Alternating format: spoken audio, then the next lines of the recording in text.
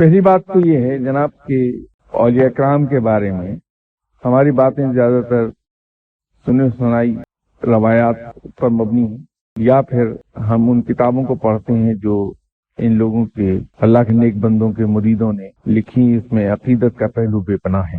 और अगर खुद उन औलिया कराम की लिखी हुई, अपने हाथ की लिखी हुई किताबों को देखें तो उसके अंदर तालीमात ही मुख्तलिफ होती हैं, तो उसमें अपने कश्फ व करामात का जिक्र कहीं दूर दूर नहीं मिलता। और वो ये कहते हैं कि कादिर मुतलक तो रब है, हम तो महज मजबूर महज हैं।